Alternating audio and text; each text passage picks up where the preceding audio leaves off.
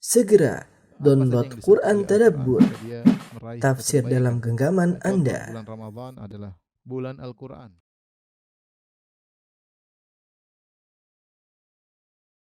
Bismillahirrahmanirrahim. Assalamualaikum warahmatullahi wabarakatuh.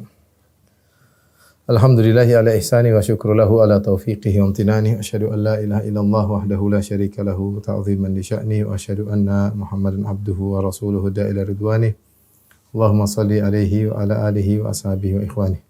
Rekan-rekan sekalian di Muscat dan juga di Abu Dhabi dan juga yang lainnya yang dirahmati Allah Subhanahu wa taala. Kita melanjutkan bahasan kita tentang Tauhid al-Asma wa Sifat. Pada kesempatan kali ini kita akan bahas tentang kaidah-kaidah dasar yang berkaitan tentang al-Asma al-Husna agar kita bisa paham apa yang dimaksud dengan al-Asma al-Husna. Insyaallah pada kesempatan kali ini kita akan membahas tentang empat kaidah ya. Tentang empat kaidah di mana kaidah yang pertama bahwasanya syarat-syarat menjadi al-Asmaul Husna. Apa sih yang bisa dimasukkan menjadi Asmaul Husna? Syarat-syaratnya apa aja? Kemudian yang kedua bahwasanya setiap nama Allah itu al-asma a'lamun wa awsaf. Setiap nama Allah mengandung nama dan juga mengandung sifat. Kemudian yang ketiga bahwasanya nama-nama Allah jika dia memiliki sifat muta'addi maka dia menunjukkan tiga perkara. Dan yang terakhir bahwasanya nama-nama Allah tidak terbatas pada bilangan tertentu. Ya, ini empat kaidah yang insyaallah akan kita bahas pada kesempatan kali ini. Yang pertama,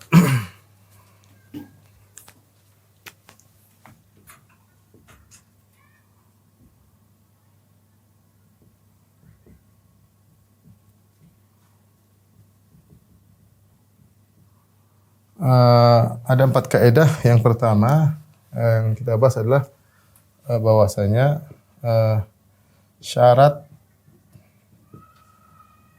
al-Asma al-Husna.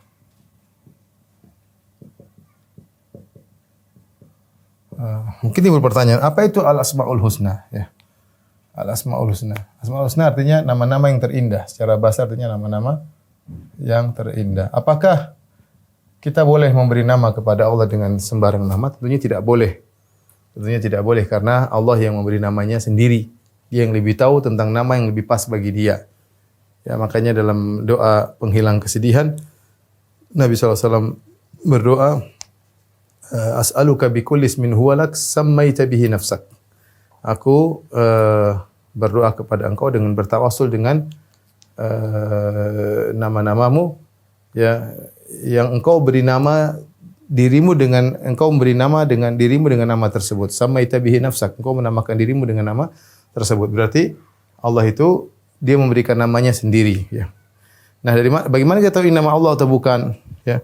Maka ada tiga syarat ya.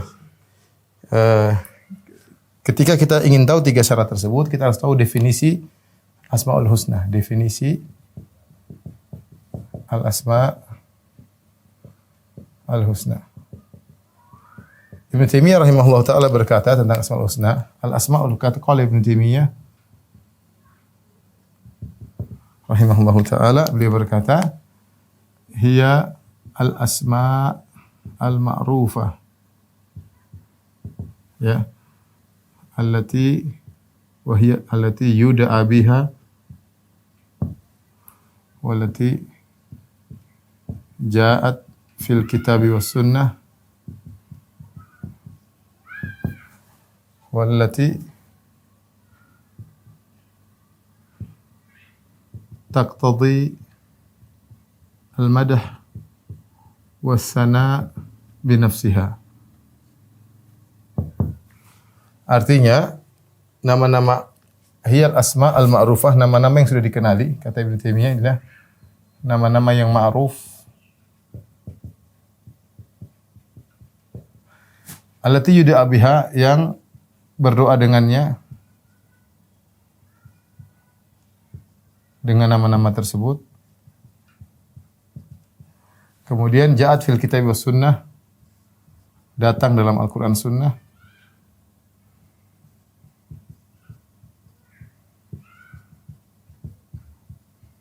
Kemudian wallati taqtadhi al-madha wa sana' bi nafsiha, yaitu menunjukkan pujian dan sanjungan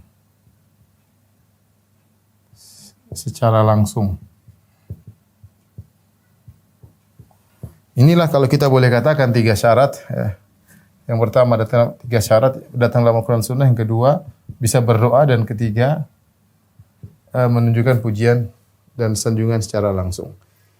3 syarat tentang kapan bisa dikatakan al-asma wal husna. Taib. Yang pertama, syarat pertama yaitu bahwasanya dia datang dalam Al-Quran dan Sunnah, ya. Bahwasanya nama-nama tersebut harus ada dalilnya.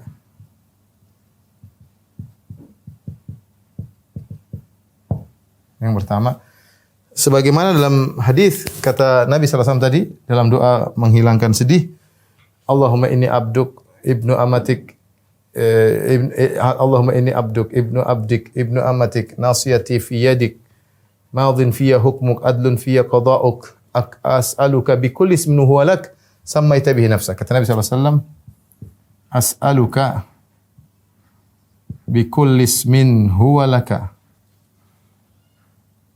sammaita bihi nafsak. Aku memohon kepadamu dengan bertawassul dengan seluruh nama-namamu. Nama-namamu yang engkau namakan dirimu dengan nama-nama tersebut. Yang engkau namakan dirimu dengan nama-nama tersebut. Lihat. Jadi pertama harus ada dalilnya, ya. Karena Allah menamakan dirinya sendiri. Tidak boleh kita kasih nama sendiri, tidak boleh. Kalau disebut nama Allah maka harus ada dalilnya. Contoh yang tidak ada dalilnya, contoh yang tidak ada dalilnya. Contoh nama tanpa dalil. Seperti apa? Seperti misalnya wajibul wujud, ya ini misalnya. Atau al-ab, ayah, ya. Wajibul wujud atau al-ab misalnya bapak, ya. Ini enggak dalilnya, enggak boleh kita kasih nama Allah dengan nama yang tidak ada dalilnya, ya. Jadi nama tersebut harus ada dalilnya. Yang kedua, nama-nama tersebut tidak menerima kias. Tidak menerima kias atau analogi.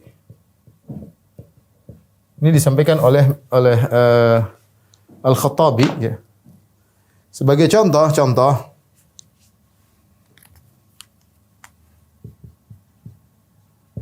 nama Allah Al-Jawad. Al-Jawad itu yang maha baik. Innallaha jawadun yuhibbul jud. Kata Nabi SAW, sungguhnya Allah itu jawad, yang maha baik dan suka kedermawanan. Al-Jawad artinya suka kedermawanan, ya. Maha dermawan lah, ya. Maka tidak boleh dikiaskan kepadanya as-sakhi misalnya, as-sakhi. Dalam bahasa Arab as-sakhi juga artinya dermawan.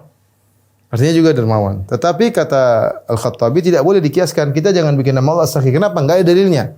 Enggak ada dalilnya. Lagi pula ada perbedaan kalau kita perhatikan secara detail antara Al-Jawad dengan as-sakhi. Bedanya di mana? Kata ahli bahasa mengatakan Al-Jawad menunjukkan sa'ah. Orang yang Al-Jawad itu orang yang kalau manusia dermawannya sangat banyak hartanya.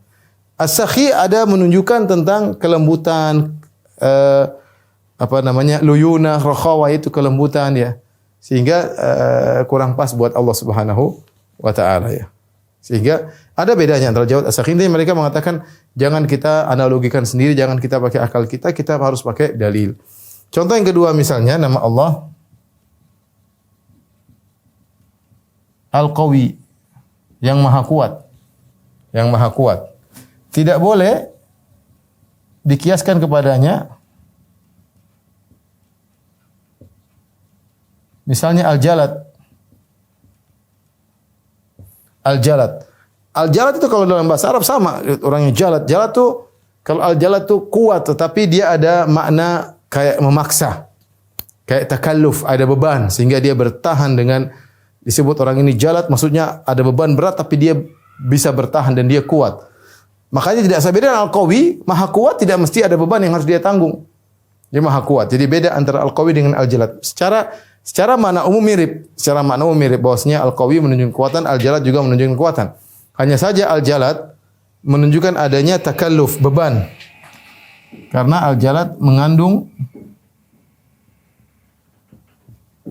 makna beban, terbebani.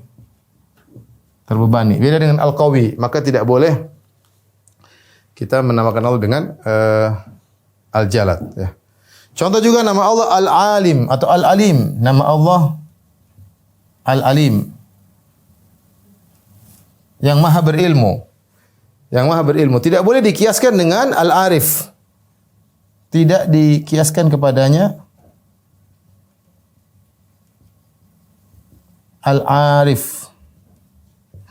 Al-arif. Kata Al-Khattabi karena al-arif ya'rif maknanya seperti al-ilm, tapi ya'rif ini bisa jadi didahului dengan ketidaktahuan. Dia tidak tahu kemudian dia baru mengetahui.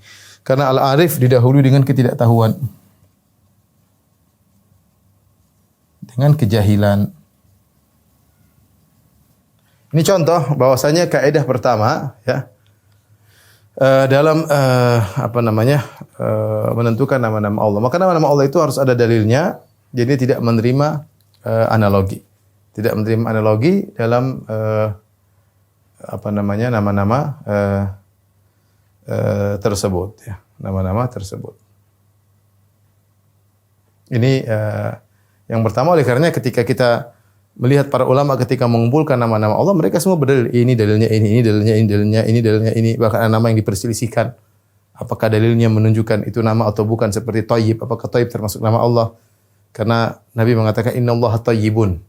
Sungguhnya Allah itu maha baik. Nah, Thayyib di sini tidak pakai alif lam. Apakah disebut nama Allah itu pengkhabaran kepada Allah? Ada khilaf di kalangan para ulama. Contoh Muhsin, apakah ada khilaf apakah ini nama Allah atau bukan, ada khilaf. Tetapi semuanya dalil. Cuma masalah nama Muhsin, khilafnya dibangun di atas apakah hadisnya sahih atau tidak. Ada khilaf. Yang mengatakan sahih berarti Muhsin termasuk nama Allah. Yang mengatakan dhaif berarti Muhsin tidak termasuk nama Allah Subhanahu wa taala. Tapi di antara yang pertama, syarat Asmaul Husna, nama-nama tersebut harus ada dalilnya dan tidak menerima analogi. Yang kedua, nama tersebut berdoa dengannya karena Allah Subhanahu wa taala berfirman, "Walillahil asmaul husna fad'uuhu biha." Ya. Kata Allah Subhanahu wa taala, "Walillahil asmaul husna fad'uuhu biha." Bagi Allah nama-nama yang terindah, maka berdoalah dengan nama-nama tersebut. Fad'uuhu biha. Doa di sini, doa ya.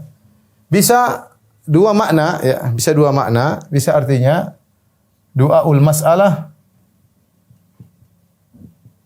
bisa artinya doaul ibadah. Doaul masalah maksudnya permintaan yang biasa kita minta, ya Allah, ya Rabbi, itu minta. Adapun doa ibadah itu kita berdoa dengan konsekuensi dari nama-nama ini. Contoh ya. Nama Allah Ar-Razzaq. Maha pemberi rezeki.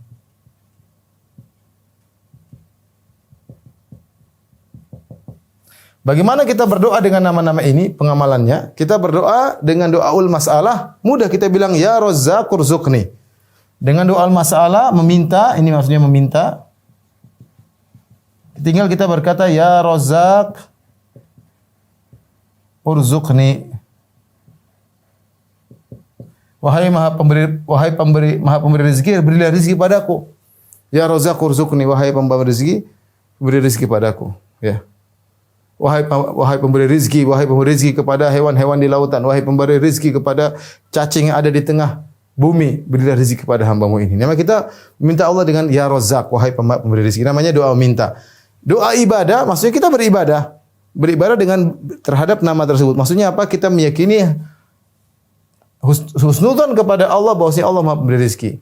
Yakin bahwasanya hanya Allah yang memberi rezeki. Contohnya, doa ibadah misalnya, yakin hanya Allah yang memberi rezeki.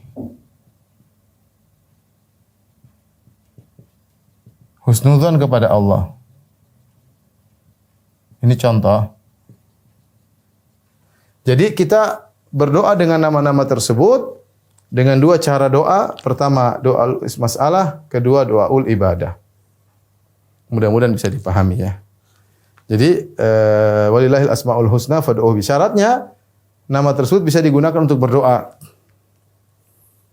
Kalau tidak bisa digunakan untuk berdoa maka bukan nama-nama Allah. Jadi kita bisa meminta kepada Allah dengan nama-nama ini. Allah berfirman, "Qul ud'ullaha aw ud'ur rahman ayyamma tad'u falahul asmaul husna." Katakanlah Allah atau Ar-Rahman, apa saja yang kalian sebutkan maka Allah milih nama-nama yang terindah. Allah termasuk nama Allah, Ar-Rahman juga termasuk nama Allah. Tapi syarat yang ketiga,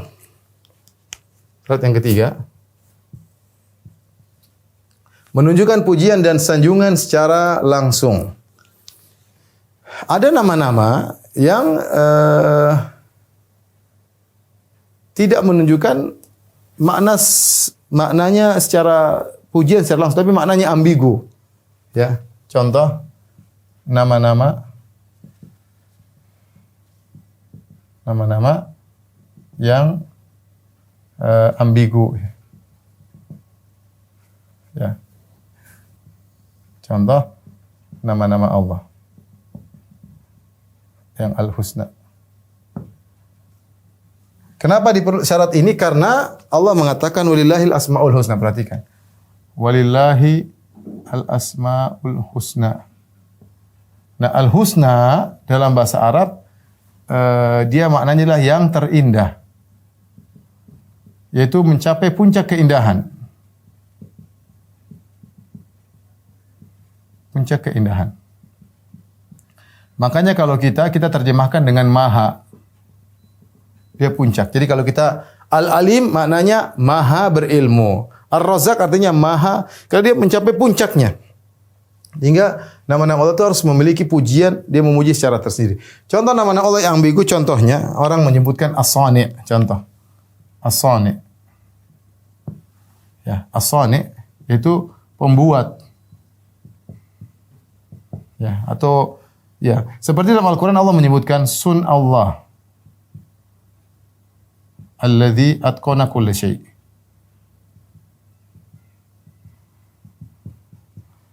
Perbuatan Allah atau perbuatan Allah yang perbuatannya sempurna dalam segala hal. Nah, kalau perbuatan ini tidak bisa dijadikan nama Allah. Kenapa? Karena berbuat apa enggak jelas. Beda kalau kita bilang Ar-Razzaq. Ini yang nama Allah contohnya Ar-Razzaq, jelas. Maha pemberi rezeki.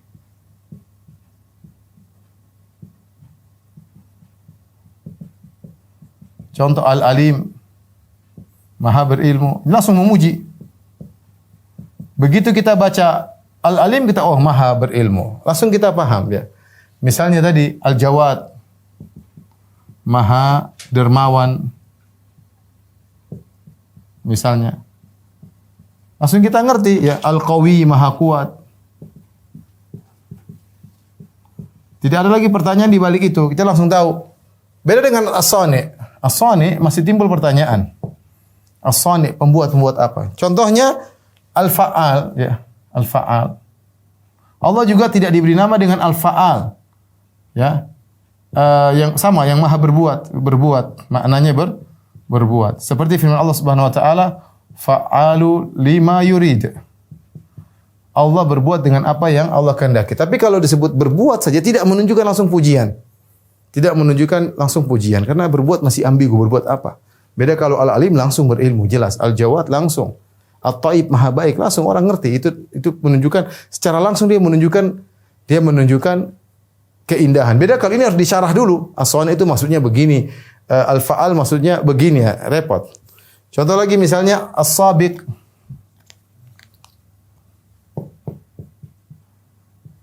sabiq ya. Pencelup ya. Seperti dalam Allah Subhanahu wa taala, sibghatullah. Wa man ahsanu minallahi sibghah. Celupan Allah itu keimanan. Allah berikan keimanan kepadanya. Meskipun datang dalam ayat ini semua datang ada ayatnya, tapi tidak bisa kita ambil dari sibghah makna sabiq karena pencelup enggak jelas. Kita tidak bisa ambil dari ini al-fa'al, dari sini as-sani enggak bisa karena semuanya tidak jelas. Maka ini bukan Asmaul Husna. Ini ya bukan Asmaul Husna. Bukan Asmaul Husna. Kenapa? Karena tidak menunjukkan sanjungan secara langsung. Beda dengan nama-nama Allah yang Al-Qawi, Al-Jawad, Al-Alim, Ar-Razzaq ya. Al-Muhyi, Al-Mumit yang menghidupkan, matikan. Ini namanya langsung menunjukkan keindahan. Al-Muhsin ya. Dan banyak ya. Al-Muhaimin, Al-Azizu, Al-Jabbarul Mutakabbir dan semua langsung menunjukkan makna tidak ambigu. Adapun ini maknanya ambigu ya. Karena maknanya ambigu.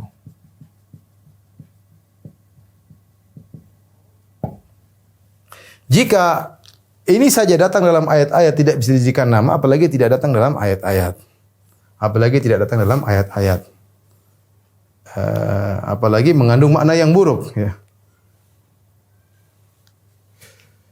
Perhatikan. Ya. Apalagi mengandung makna yang buruk. Contoh al-ab. Orang Nasrani menamakan bapak. Bapak ini mengandung bahwasanya Allah punya anak. Dan begitu yang mereka yakini. Ada Tuhan anak, ada Tuhan bapak. Ini jelas tidak ada dalil yang mengandung makna yang buruk. Contoh orang falasifah mengatakan al-illatul fa'ilah atau al-illatul ula, al-illatul tamah. Sebab yang sempurna. Orang mereka namakan kausa prima. Ini juga tidak boleh ya. Al-illatu tamma karena menurut mereka begitu sempurnanya sebabnya Allah Subhanahu wa taala sehingga makhluk bersamaan dengan Allah Subhanahu wa taala. Ini contoh penamaan tapi mengandung makna yang buruk. Kata mereka alam semesta ini azali bersama Allah karena Allah merupakan sebab timbulnya akibat dan sebabnya Allah sempurna sehingga berbarengan dengan akibat, tidak terlambat. Salah satunya. Jadi berbarengan mengakibatkan alam adalah azali bersama Allah. Kita bilang ini yang buruk kenapa? Karena melazimkan Allah punya anak.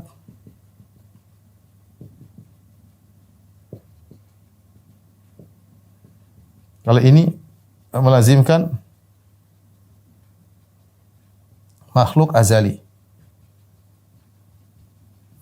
Baik ikhwan dan akhwat yang rahmatillah, inilah kaidah pertama. Kaidah-kaidah Asmaul Husna ya. Bahwasanya Asmaul Husna punya syarat 3, 1, 2, 3. Yang pertama harus datang dalam Al-Qur'an dan Sunnah, yang kedua berdoa dengan nama tersebut, yang ketiga menunjukkan pujian dan sanjungan secara langsung. Apa dalilnya? Karena Allah berfirman walillahil asmaul husna. Perhatikan di sini, walillahil asmaul husna fad'uuhu biha. Firman Allah, walillahi al-asma al-husna fad'uuhu biha. Ya. Milik Allah lah nama-nama al-asma di sini alif lam ta'rif menunjukkan sudah diketahui ma'ruf. Ma'ruf. Kemudian apa? Yang datang dalam dalil. Kemudian al-husna menunjukkan terindah. Fad'uuhu biha, berdoa dengannya. Inilah 3 syarat ya. Yang pertama adalah Al-Quran, yang kedua berdoa dengan nama tersebut, yang ketiga menunjukkan pujian secara sanjungan sebagaimana definisi disebut oleh Ibnu Taimiyah rahimahullahu taala. Sehingga dalam Al-Quran dan Sunnah harus ada dalilnya ya. Karena yang menamakan Allah adalah dirinya sendiri. Sammaita bihi nafsak. Allah yang menamakan dirinya sendiri. Maka kita enggak boleh buat nama-nama sendiri. Allah yang lebih tahu tentang Allah, dia ini kasih nama dirinya sendiri. Ya, kemudian nama tersebut tidak menerima analogi, harus ada dalilnya, enggak bisa kita analogikan. Ya. Kemudian bisa berdoa dengan nama-nama tersebut, baik doa meminta maupun doa, ibadah, yang kemudian yang terakhir syaratnya ada menunjukkan keindahan secara langsung tanpa harus melalui penjelasan-penjelasan atau intinya maknanya tidak boleh ambigu. Ini yang pertama. Allah alam bisawab. Tolong dihapus, kita lanjut yang kedua. Oleh karenanya ada juga disebut dalam Al-Quran, tetapi dia tidak datang secara mutlak, tapi datang dalam kondisi terikat seperti wa makarullah wa makaru wa makarallah wa makaru wa makarallah. Mereka berbuat tipu daya, Allah pun membalas tipu daya mereka. Maka tidak boleh kita namakan Allah dengan Al-Makir, maha melakukan tipu daya. Enggak boleh, karena Allah ketika berfirman makarallah, Allah juga melakukan tipu daya dalam kondisi menipu orang-orang yang menipu. Jadi Allah terpuji jika membuat tipuan kepada para penipu, bukan secara mutlak. Jadi tidak boleh kita bilang Allah maha penipu, tentu nggak boleh ya. Tapi Allah sedang memuji dirinya ketika bisa membalas orang-orang yang melakukan penipuan, mereka bikin makar, Allah juga bikin makar kepada mereka. Tapi tidak boleh kita mengambil nama Al-Makir. Demikian juga seperti Allah menipu orang-orang munafik, kata Allah innal munafiqina yukhadi'una Allah wa huwa khadi'uhum. Sungguhnya orang munafik hendak menipu Allah, justru Allah yang menipu mereka. Tidak boleh kita namakan Allah juga dengan Al-Mukhadi', sang penipu, karena ayat ini tidak secara umum, tapi dia terkhusus terkait dengan orang-orang munafik yang menipu. Terpuji Allah dari sisi ketika Allah bisa membalas perbuatan mereka dengan yang lebih hebat. Mereka berusaha menipu, maka Allah tipu mereka. Mereka berusaha buat makar, Allah buat makar kepada mereka. Allah terpuji di situ. Bukan secara mutlak Allah Subhanahu wa taala disifati dengan penipu atau pembuat makar, tentunya tidak diperbolehkan ya. Jadi nama-nama Allah harus indah secara langsung, seperti Ar-Razzaq, Al-Alim, Al-Ghafur, Al-Halim, Al-Jamil, Al-Tayyib, banyak sekali. Kaidah yang kedua, bahwasanya asmaullah a'lamun wa awsaf. Kaidah kedua,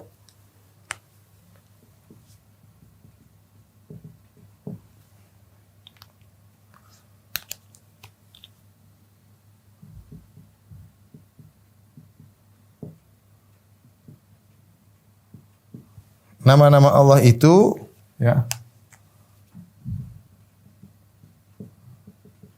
itu fungsinya sebagai nama dan juga sebagai sifat. Sebagai nama-nama atau dan sebagai sifat-sifat. Ini fungsi nama Allah ya, fungsi nama Allah. Terkadang nama Allah itu berfungsi sebagai nama, ya, ini nomor satu. Terkadang sebagai sifat ya. Contoh.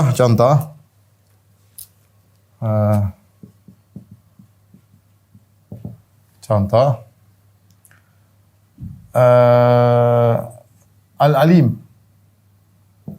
Al-Alim.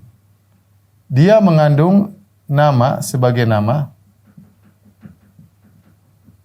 Al-Alim. Terus mengandung sifat. Sifat ilmu. Al-ilmu ya. Jadi Al-Alim ini menunjukkan dua, sebagai nama Al-Alim terus mengandung sifat ilmu. Mengandung sifat ilmu. Contohnya lagi misalnya Al-Ghafur, Ar-Rahim misalnya. Ar-Rahim sebagai nama Ar-Rahim dan mengandung sifat rahmat. Sifat Ar-Rahmah. Makanya Allah berfirman, "Wa rabbukal ghafuru dzur rahmah." Contoh, "Wa rabbukal ghafuru dzur rahmah." Allah pemilik dzur rahmah, maksudnya pemilik sifat rahmat. Pemilik sifat rahmat. Ya. Contoh ilmu ya, Allah mengatakan, malaikat Mujail yang mengatakan Rabbana wasi'ta kulla syai'in rahmatan wa ilma. Wasi'ta kulla syai'in rahmatan wa ilma. Yaitu ya Allah, ilmu meliputi segala sesuatu. Jadi Al-Alim mengandung sifat ilmu. Contoh Al-Aziz. Ini contoh saja. Al-Aziz sebagai nama Al-Aziz. Terus mengandung sifat Al-Izzah. Inilah Al-Izzah, keperkasaan. Inilah semua nama seperti itu. Semua nama seperti itu. Walillahil izzatu wa lirasulihi. Ya Allah berfirman, walillahil izzatu, Allah pemilik kekuasaan. Ini kaidah ini untuk apa? Untuk membantah. Kaidah ini digunakan untuk membantah orang-orang Mu'tazilah. Ini kaidah, fungsi kaidah ini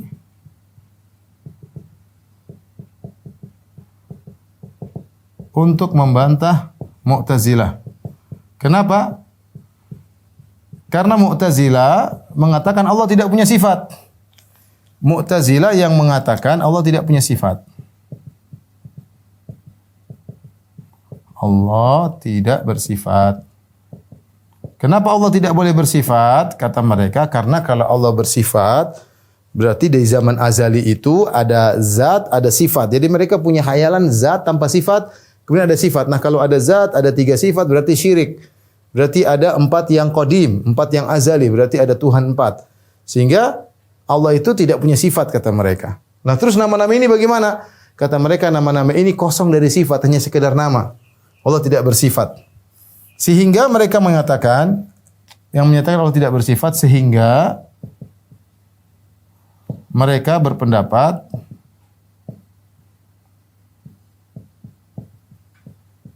al-asma al-mujarradah. Maksudnya apa? Nama-nama yang kosong dari sifat. Nama-nama yang kosong dari kandungan sifat. Nah, inilah dibuat kaidah ini untuk menjelaskan bahwa setiap nama Allah itu mengandung nama dan mengandung sifat. Bukan hanya sekedar nama, mengandung sifat. Sehingga mereka mengatakan, orang Mu'tazilah, nama-nama yang kosong mengandung sifat. Sehingga mereka mengatakan,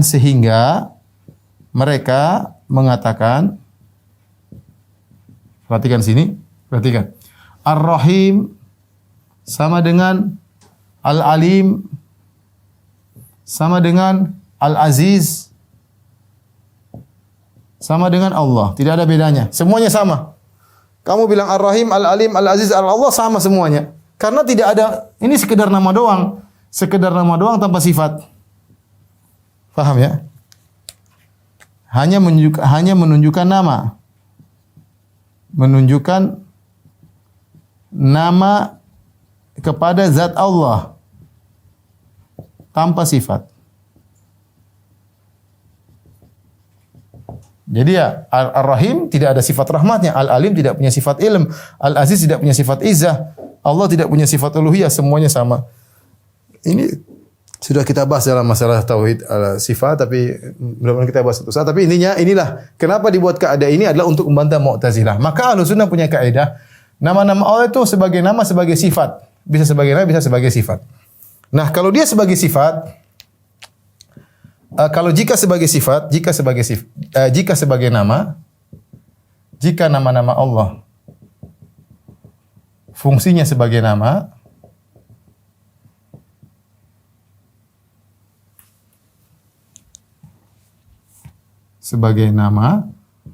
maka semua nama Allah sinonim. Karena semuanya menunjukkan kepada Allah. Sinonim. Karena setiap nama atau semua nama menunjukkan kepada zat Allah. Menunjukkan atau sebagai nama Allah. Jadi kalau kita bilang jika nama-nama fungsinya sebagai nama, maka semua nama Allah sinonim, ya. Karena semua nama menunjukkan sebagai nama Allah. Maka kita katakan seperti ini. Ar-Rahim sama dengan Al-Alim, sama dengan Al-Aziz, sama dengan Al-Ghafur, sama dengan Allah. Karena apa semua ini? Karena kita mau tanya sama. Ar-Rahim ini menunjukkan siapa sih Ar-Rahim ini? Ar-Rahim ya Allah. Al-Alim ini siapa? Ya Allah. Al-Aziz ini siapa? Ya Allah. Semuanya menunjukkan Allah. Al-Ghafur ya Allah. Kalau begitu sama dong Ar-Rahim sama Alim. Ya benar, kita bilang ini sama. Karena kalau engkau berbicara ditinjau sebagai penunjuk nama, maka semuanya sama. Tetapi kalau ditinjau sebagai penunjuk sifat, maka berbeda. Ya, namun jika ditinjau fungsinya sebagai sifat, maka setiap nama berbeda. Setiap nama berbeda, tidak sinonim. Dalam hal ini kenapa? Berarti kita katakan Ar-Rahim tidak sama dengan Al-Alim, tidak sama dengan Al-Aziz, tidak sama dengan Al-Ghafur. Kenapa? Karena Ar-Rahim mengandung sifat rahmat. Al-Alim mengandung sifat al-ilmu. Al-Aziz mengandung sifat al-izzah. Al-Ghafur mengandung sifat al-maghfirah atau al-ghufran. Tentunya Ar-Rahmah tidak sama dengan al-ilmu. Al-ilmu tidak sama dengan al-izzah. Al-izzah tidak sama dengan al-maghfirah. Ini maksudnya kaidah ini cuma untuk menekankan bahwasanya setiap nama mengandung sifat, maka nama-nama Allah itu adalah nama-nama bisa fungsinya sebagai nama, bisa fungsinya sebagai sifat. Kalau fungsinya sebagai nama berarti sama saja satu dengan yang lainnya. Kalau fungsi sebagai sifat maka berbeda. Ini tidak sama untuk membantah, ini semua untuk membantah Mu'tazilah. Untuk membantah Mu'tazilah. Yang menolak sifat-sifat Allah.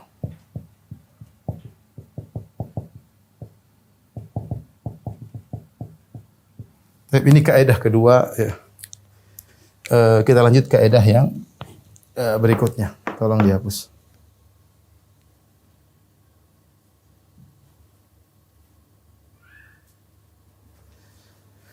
Kaidah ketiga merupakan kelanjutan dari kaidah kedua. Ya. Kaidah ketiga.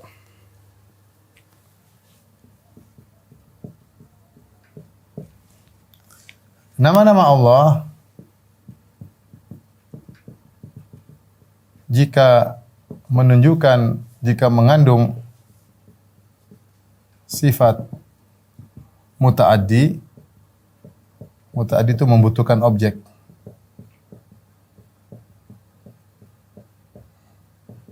Maka akan menunjukkan pada tiga hal. Maka akan menunjukkan pada tiga perkara. Ya. Pertama adalah menunjukkan nama, sudah kita jelaskan tadi. Menunjukkan nama, fungsi sebagai nama, kemudian mengandung sifat, kemudian mengandung hukum.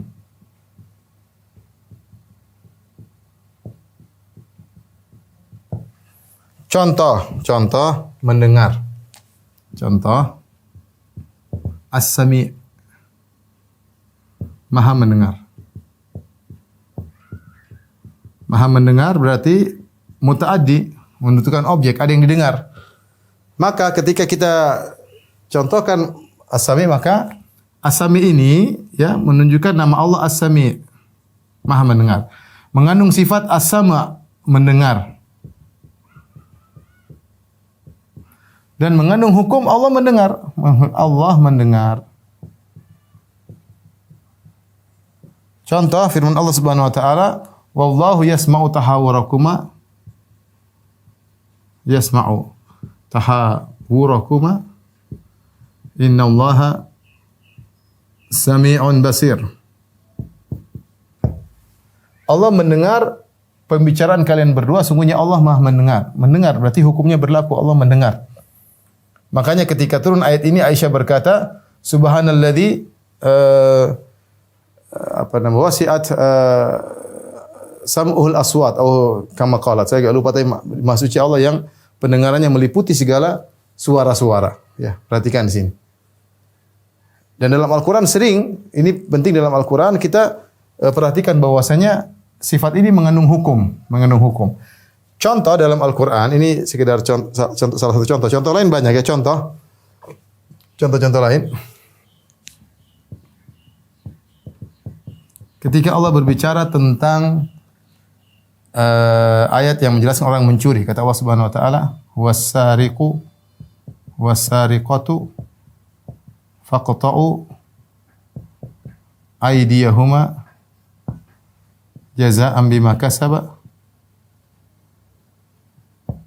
kasaba nakalan minallah wallahu azizun hakim." Kata Allah, pencuri laki-laki, pencuri wanita, potonglah kedua tangan mereka sebagai balasan atas perbuatan mereka dan sebagai hukuman dari Allah. Wallahu azizun hakim. Allah Maha Perkasa. Ketika ada yang baca wallahu ghafurur rahim ditegur, tidak cocok. Allah suruh potong tangan terus dia tutup dengan Allah Maha Pengampun, berarti tidak cocok. Yang benar Allahu azizun hakim, Allah Maha Perkasa sehingga memang tangannya dipotong. Ini contoh bahwasanya Al-Aziz ini mengandung nama Allah Aziz, mengandung sifat Al-Izzah, dan mengandung hukum bahwasanya Allah Maha Perkasa. Di antaranya pemotongan tangan ini adalah keperkasaan Allah, dan Allah menyuruh motong tangan karena Allah bijak. Hukumnya adalah hukum yang maha bijak. Contoh lagi misalnya firman Allah Subhanahu wa taala tentang al-muharibun. Kata Allah, illal ladzina tabu min qabli an taqdiru alaihim. Illal ladzina tabu min qabli an taqdiru alaihim fa'lamu anna Allaha ghafurur rahim.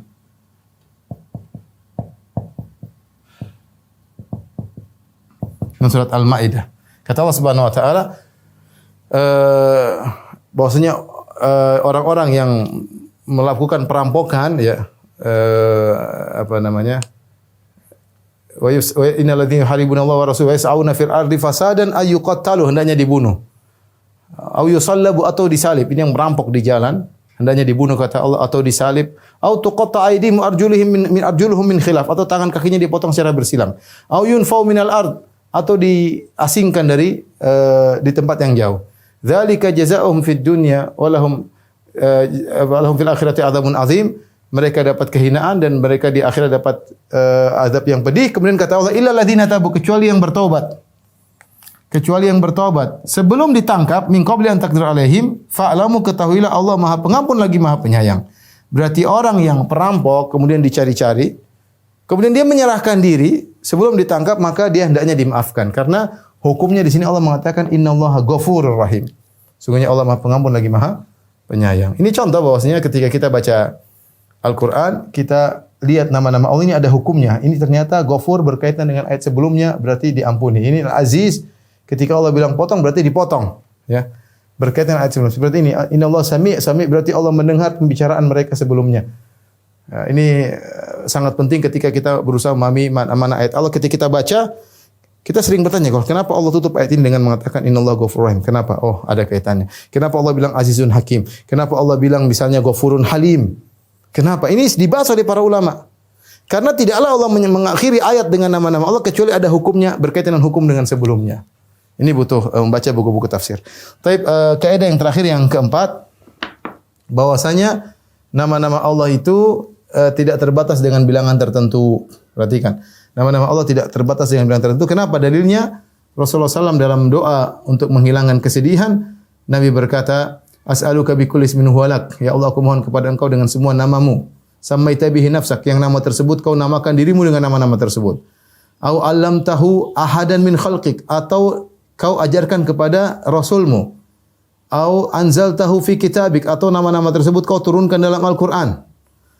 Au sta'tharta bihi fi ilmil ghaibi indak, atau nama-nama yang kau sembunyikan dalam ilmu ghaib. Ya, nama-nama Allah itu ada yang diturunkan dalam Al-Qur'an, ada yang diajarkan lewat Rasulullah SAW, dan ada yang Allah sembunyikan dalam ilmu gaib. Tidak Allah jelaskan di Al-Quran, dan juga Nabi tidak tahu. Berarti nama-nama Allah tidak terbatas. Dalil yang berikutnya menunjukkan nama-nama Allah tidak terbatas. Rasulullah SAW ketika di padang mahsyar, ketika minta syafaat, Rasulullah SAW kemudian sujud di bawah arsy. Kemudian kata Rasulullah SAW memuji Allah dengan berkata, fa ahmadu rabbi bimahamida yaftahuha alayya la uhsinahal an. Maka aku puji Allah dengan pujian-pujian yang baru diajarkan kepadaku ketika itu, dan sekarang aku belum bisa. Jadi Nabi nanti pada hari kiamat ketika minta syafaat, Rasulullah SAW memuji Allah dengan pujian-pujian yang Rasulullah sekarang belum bisa. Itu nama-nama Allah yang indah. Tapi Nabi akan diajarkan ketika itu. Berarti ada nama-nama Allah yang dibukakan oleh Allah kepada Nabi. Makanya kita katakan sekarang kita tidak tahu nama-nama Allah secara keseluruhan. Ada nama-nama Allah yang Allah sembunyikan. Contoh lagi ketika Nabi Muhammad SAW dalam salat witir dia berdoa, La uhsi thana'an alaik, anta kama athnaita ala nafsik. Dia mengatakan, ya Allah, aku tidak mampu untuk memuji engkau. Tidak mampu. Karena ada nama-nama Allah yang Nabi tidak tahu. Anta kama athnaita ala nafsik, engkau terpuji sebagaimana engkau yang mampu memuji dirimu sendiri. Jadi yang mampu memuji diri Allah sebagaimana yang seharusnya hanya Allah sendiri. Karena Allah yang tahu nama-namanya. Dari sini kita tahu bahwasanya nama-nama Allah tidak dibatasi dengan bilangan tertentu. Tidak dibatasi dengan bilangan tertentu. Dan kalau kita jumlahkan antara nama-nama Allah di Al-Quran dan di Sunnah ternyata lebih daripada 100. Banyak. Al-Quran banyak, Sunnah juga banyak. Lantas bagaimana dengan hadis 99 nama? Kata Nabi SAW, Inna lillahi tis'atan wa tis'ina asman. Ya, mi'atun ila wahidah. Man ahsaha dakhalal jannah. Kata Rasulullah SAW, Allah punya 99 nama.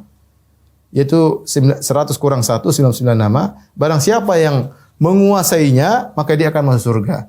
Kata para ulama, hadis ini bukan berarti nama Allah cuma 99. Tapi Rasulullah menjelaskan SAW bahwasanya di antara sekian banyak nama Allah ada yang spesial 99 nama. Yang siapa yang menguasainya, menghafalkannya, memahami maknanya, mengamalkannya akan masuk surga. Gampangnya seperti saya mengatakan, di rumah saya punya 2 anak perempuan. Bukan berarti saya nggak punya anak lain. Ada tapi laki-laki. Tapi ketika saya bilang saya punya anak 2 perempuan, 2 ini berkaitan dengan perempuan yang saya, bukan berarti saya tidak punya anak yang lain. Saya punya anak yang lain. Sama seperti saya mengatakan, saya memiliki 10 apel yang manis. Bukan berarti apel saya cuma 10. Ada mungkin 20, 30 yang asam. Tapi saya bilang saya punya apel 10 yang manis. Yang manis itu sifat. Sifat yang menunjukkan 10 tersebut bukan berarti tidak ada apel-apel yang lain. Sama dengan ketika Rasulullah SAW mengatakan Allah punya 99 nama yang sifatnya khusus. Barang siapa yang menguasainya akan masuk surga. Bukan berarti tidak ada nama-nama selain itu.